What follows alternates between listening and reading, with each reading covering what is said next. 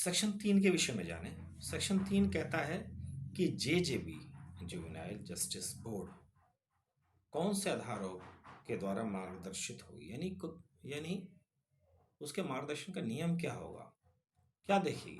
देखिए, मार्गदर्शन के नियम एक्ट में ही लिखे हैं।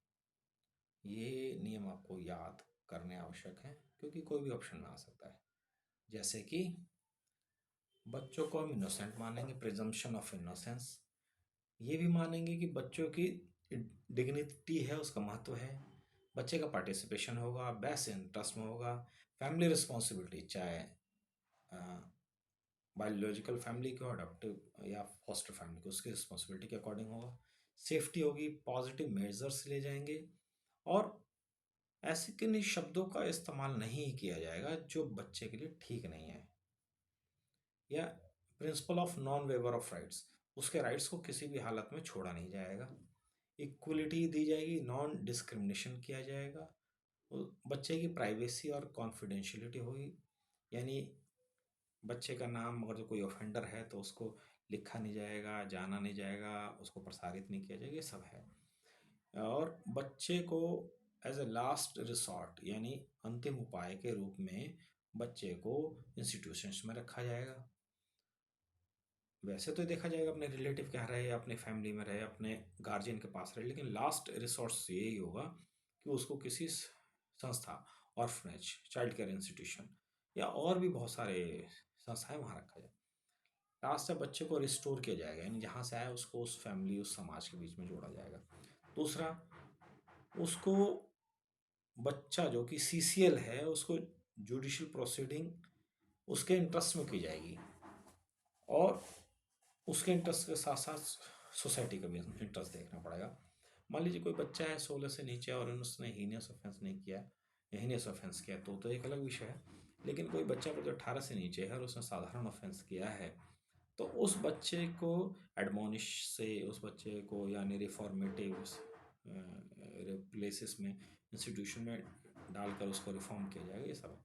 और सबसे लास्टली है नेचुरल जस्टिस। नेचुरल जस्टिस का अर्थ है सुनवाई का अवसर देना, पार्टिसिपेशन देना, उसको ऐसा माहौल देना कि वो सत्य बता सके। ये सब चीज़ें हैं, ये सब बोर्ड, जेजेबी बोर्ड है, इन सब आधारों पर फैसला देती है, ना कि आईपीसी, एविडेंस या कोई सीआरपीसी, यानी कोई भी क्रिमिनल लॉ के अकॉर्डिंग नहीं देती। पहला बेस यही है। अब देखते हैं juvenile justice board, section 4। Juvenile justice board में कहता है स्टेट गवर्नमेंट हर जिला में एक से अधिक भी बना सकती है और इस बोर्ड में एक मेट्रोपॉलिटन मजिस्ट्रेट होगा या जुडिशियल मजिस्ट्रेट होगा फर्स्ट क्लास। सीएमएम ने not being chief metropolitan magistrate होंगे, सीनियर नहीं होगा कोई, जो भी होगा फर्स्ट क्लास हो, यानी नया अपॉइंटी होता है। मेट्रोपॉलिटन जो मजिस्ट्रेट होता है या जुडिशियल मजिस्ट्रेट फर्स्ट क्लास होता है, वो नया होता है जज, यानी अभी प्रमोट नहीं हुआ, यानी बेसिक जज को दिया जाएगा काम। जिसको 3 साल का अनुभव हो और 2 सोशल वर्कर हों, यानी 3 लोगों का बोर्ड होगा, जिसमें एक होगा मजिस्ट्रेट या जुडिशियल मजिस्ट्रेट हो चाहे मेट्रोपॉलिटन मजिस्ट्रेट। मेट्रोपॉलिटन मजिस्ट्रेट होता है जो शहरों में होता है, उसी को ही जो शहरों में नहीं हो उसे जुडिशियल मजिस्ट्रेट कहते हैं, बाकी को मेट्रोपॉलिटन मजिस्ट्रेट कहते हैं। और 2 सोशल वर्कर होंगे, उन 2 सोशल वर्कर में एक महिला सोशल वर्कर होनी जरूरी है, यानी टोटल 3 ही लोगों का होगा। और जो सोशल वर्कर होगा उसका कार्य क्या होगा, हेल्थ में, एजुकेशन में, वेलफेयर एक्टिविटी, बच्चों से रिलेटेड, और 7 साल का एक्सपीरियंस हो और practising professional with a degree in child psychology, psychiatry, sociology और लॉ। और बच्चे का 7 साल का अनुभव हो या उसके पास child psychology, child psychiatry, sociology और लॉ की डिग्री हो। आपको याद होगा, आप यदि कोई सोचे कि मुझे ऑफिसर बनना है, चाइल्ड वेलफेयर ऑफिसर बनना है, या मेरे को जेजेबी बोर्ड में शामिल होना है, तो इसी को ध्यान में रखते हुए बहुत सारे बच्चे चाइल्ड साइकेट्री लेते हैं, सोशोलॉजी लेते हैं या लॉ की डिग्री प्रेफर करते हैं। यही शायद इसी एक्ट के इस वाले प्रोविजन की वजह से वो उसको रखते हैं ऐसा।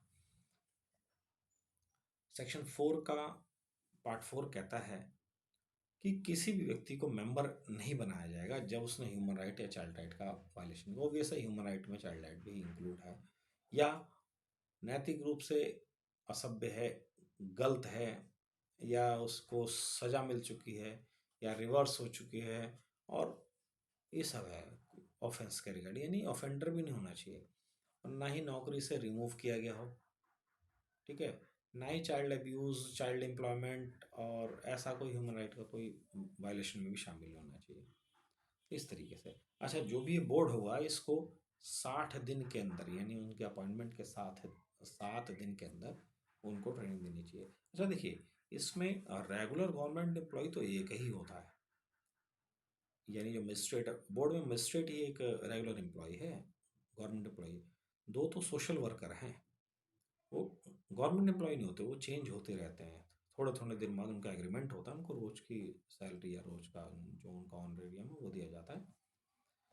नेक्स्ट 4(7) कहता है, 4 का सब पार्ट 7 कहता है appointment of any member of board except principal magistrate. Principal magistrate के द्वारा किसी भी व्यक्ति को, अगर जो ऊपर जो बताया गया है वो उन सब में इन्वॉल्व हो, यानी कोई भी मानवाधिकार से, बच्चों के अधिकार से रिलेटेड, या उसको बच्चे को किसी एम्प्लॉयमेंट में लगाता है, या बोर्ड की प्रोसीडिंग में 3 महीने बिना वैलिड रीजन के गायब रहता है, और उसकी जो मीटिंग होती है वो तो थर्ड फोर्थ, यानी 4 में से 3 मीटिंग उसको साल भर में अटेंड ही करनी है, तो ये सब नहीं होता तो उसको हटा दिया जाता है। ये 4(7) याद रखना, हटाने का प्रोसीजर है ये। अब आगे बढ़ते हैं। सेक्शन 5 कहता है इंक्वायरी के दौरान placement of person who ceases to be child during process of inquiry. किसी बच्चे ने अपराध किया, अपराध की इंक्वायरी हो रही है, और इंक्वायरी होते होते तक वो बच्चा चाइल्ड नहीं रह जाता है, 18 की एज को कंप्लीट कर लेता है, तो इंक्वायरी में भी कंटिन्यूड बाय बोर्ड, और तो बोर्ड के द्वारा इंक्वायरी को कंटिन्यू कर दिया जाएगा। ये नहीं होगा कि इसकी इंक्वायरी किसी आईओ को दे दी गई, किसी थाने में दे दी गई, ऐसा नहीं होगा। May be passed in respect of such person as if such person has continue to be child, क्योंकि उस बच्चे ने जब अपराध किया था तो वही वाले नियम लगेंगे, तो बच्चे को बच्चा ही माना जाएगा चाहे वो 18+ हो चुका हो।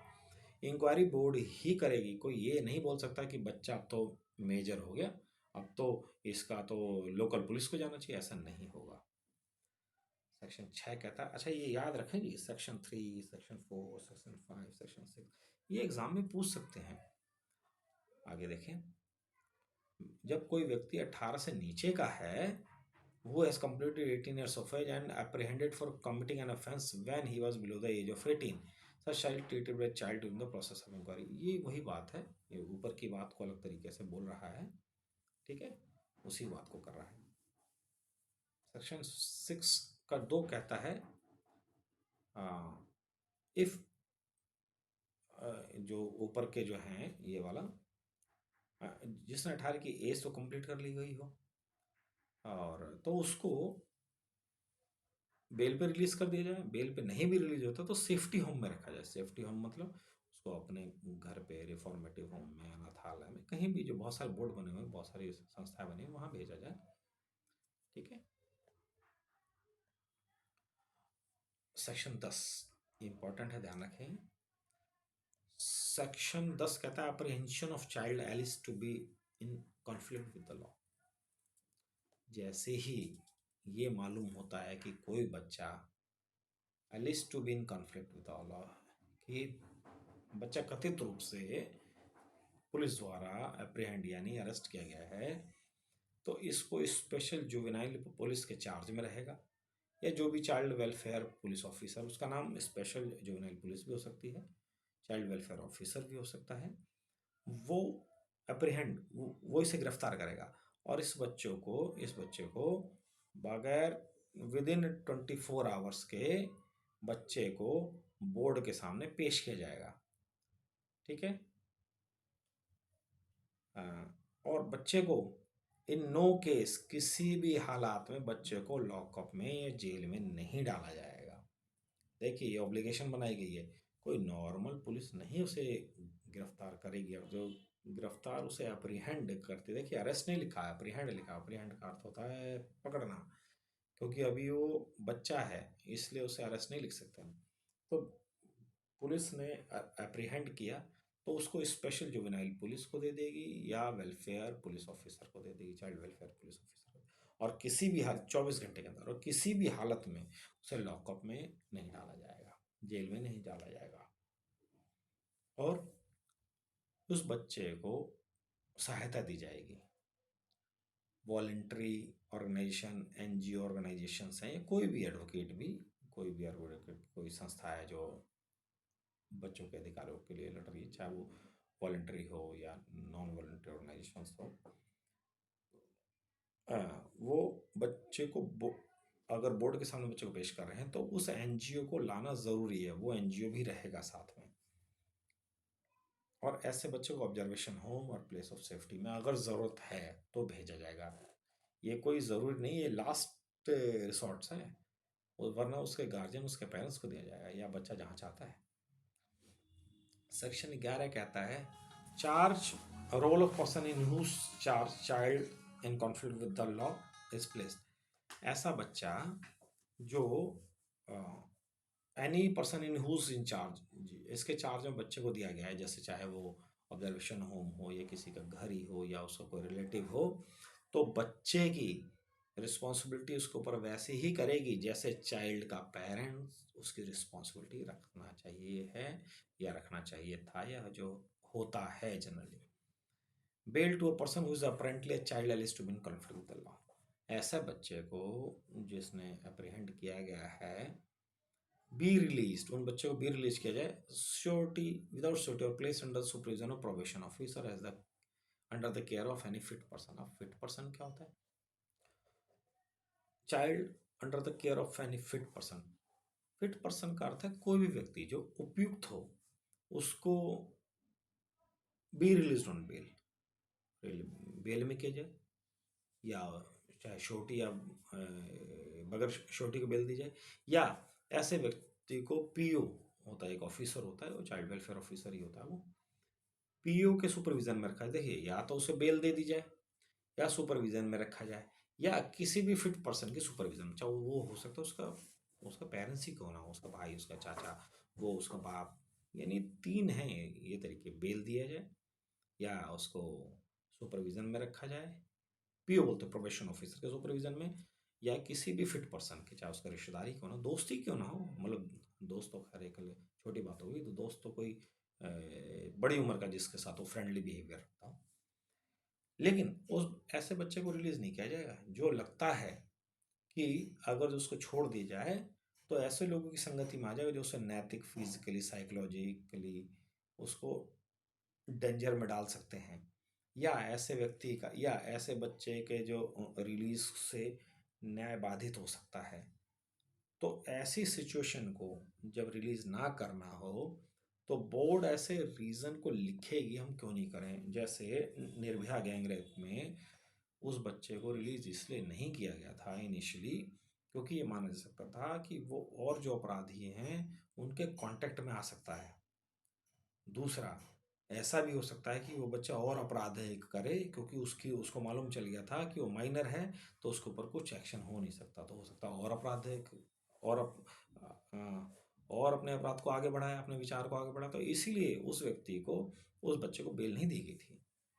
लेकिन ऐसा बेल ना देने का कारण भी बोर्ड को मेंशन जरूर करना पड़ेगा, क्योंकि फिर अपील में जाने पर फेल हो सकता है बोर्ड। और ऐसे बच्चे को जिसको अप्रीहेंड किया जाता है और बेल पर नहीं रखा जाता है, तो उसको ऑब्जर्वेशन होम में रखा जाएगा, बोर्ड के सामने लाया जाएगा, और पेंडेंसी ऑफ इंक्वायरी के दौरान स्पेसिफिक ऑर्डर लगा के वहीं रखा जाएगा, उसके खाने पीने का ध्यान किया जाएगा। और यदि चलो बेल हो भी गई, मैं सॉरी, चलो कोई बच्चा है, बेल की शर्तें हैं, कुछ अदालत, कुछ यानी बोर्ड कुछ शर्तें लगाती है, हो सकता है कुछ ऐसी लगा दे और बच्चा अनेबल है उनसे फुलफिल करने में।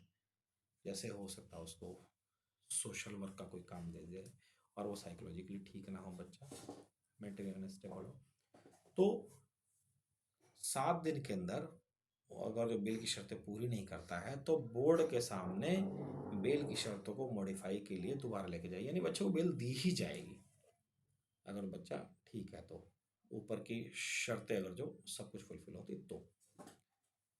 और board preliminary assessment into heinous offence, ये सेक्शन 15 क्या कहता है, अगर जो बच्चे ने कोई हीनियस एक्ट ऑफेंस किया है, कोई जघन्य अपराध किया है जैसे रेप, हत्या, और बच्चे की एज 16 से ऊपर है, तो बोर्ड एक प्रिलिमिनरी असेसमेंट को करेगी कि उसकी मेंटल और फिजिकल कैपेसिटी क्या है इस अपराध को एक्सक्यूशन में, और कौन से हालात में किया था ऐसा ऐसा ऐसे निर्धारण के लिए board psychologist, psycho social worker और भी जो भी एक्सपर्ट्स हैं उनकी राय ले सकती है, चाइल्ड एक्सपर्ट्स की राय ले सकती है।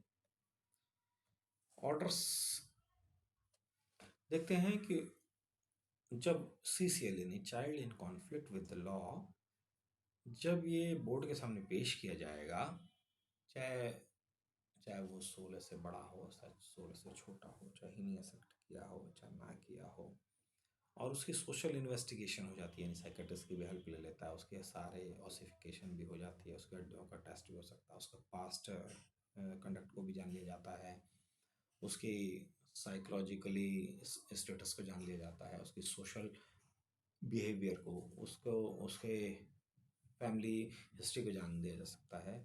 तो क्या कर सकती है बोर्ड के पास, क्या क्या पावर है, बच्चे को एडमोनिश यानी धमकाने के बाद, काउंसलिंग करने के बाद उसको घर भेज सकती है, सिमिलर एक्टिविटी में चाइल्ड को पार्टिसिपेशन के लिए भेज सकती है, चाइल्ड को कम्युनिटी सर्विस में भेज सकती है,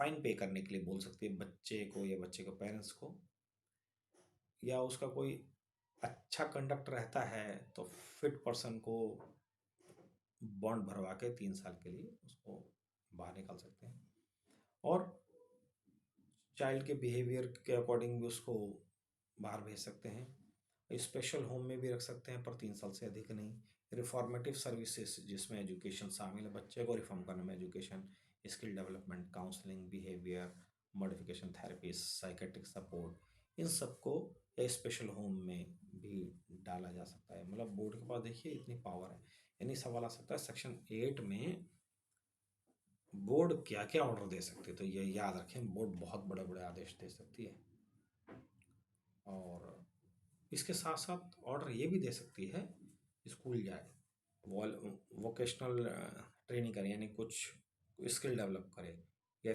थेरापेटिक सेंटर पे जाए वो सीखे, और और बच्चों को रोक भी सकती है कि स्पेसिफाइड जगह पे ना जाए, डी एडिक्शन प्रोग्राम में भी डाल सकती है बच्चों को, यानी शराब नशे से दूर रहे, जो भी बच्चे के लिए ज़रूरी हो सकता है वो JJB बोर्ड के पास वो पावर है सारी। देखिए इसलिए JJ एक्ट है ना ये 2015 का, ये आया ही इसलिए कि बच्चे का सर्वांगीण विकास हो सके। अब सर्वांगीण विकास के लिए बोर्ड जो है वही एकमात्र, मतलब माँ बाप से कहीं ज़्यादा सोचता है बोर्ड, ये बोर्ड की पावर एक्ट 2015 में ही था, इससे पहले सन 2000 वाले एक्ट में नहीं था। ये सेक्शन 20 को ध्यान में रखें। चाइल्ड जो अ, जो पहले CCL था, यानी छोटा था, माइनर था, चाइल्ड इन कॉन्फ्लिक्ट लॉ था, उसकी सज़ा चली और वो 21 साल का हो गया, लेकिन अभी उसकी सज़ा पूरी नहीं हो रही है, क्योंकि 3 साल से अधिक की दे नहीं सकते सज़ा, पर पूरी नहीं हुई है, ऐसा भी केस हो सकता है। तो children's court shall provide for follow up करेगी by the PO, district child protection unit, social worker, या कोर्ट स्वयं भी, ओके, बोर्ड स्वयं भी कर सकता है कि भाई क्या बच्चे में रिफॉर्मेटिव चेंजेस आ गए हैं, क्या वो समाज का नागरिक बन सकता है अच्छा, और उसकी उसकी प्रोग्रेस को रिकॉर्ड हो सकती है, रिकॉर्ड करने के बाद बच्चे को छोड़ दिया जा सकता है, क्योंकि इसकी सज़ा पूरी नहीं हुई, लेकिन 21 साल तक अगर जो रह रहा है 21 साल की उम्र तक, तो भी उसे छोड़ दिया जा सकता है। और बाकी जो सजा है, decide to release the child on such condition as deem fit, उसके अंदर चाहे तो छोड़ा जा सकता है, साथ साथ एक मॉनिटरिंग अथॉरिटी भी बनाई जा सकती है चाहे तो, उसकी बची हुई जो सजा है उसके लिए, और चाहे तो छोड़ सकते हैं, या बची हुई सजा के लिए एक ऑफिसर बना दिया जाए, वो बताएगा कि बच्चे में क्या सुधार आया। अगर जो सुधार आ गया तो उसे छोड़ दे, नहीं आया तो बची हुई जो सजा है वो जेल में उसको एज ए नॉर्मल ऑफेंडर के साथ उसको जेल में सजा काटनी पड़ेगी। अब देखते हैं चैप्टर 5 चाइल्ड वेलफेयर समिति। सेक्शंस याद रखें, चैप्टर याद रखना जरूरी नहीं है। चाइल्ड वेलफेयर कमिटी CWC, यह बोर्ड से कहीं बड़ा रोल रखता है, सीनियर रोल है इसका।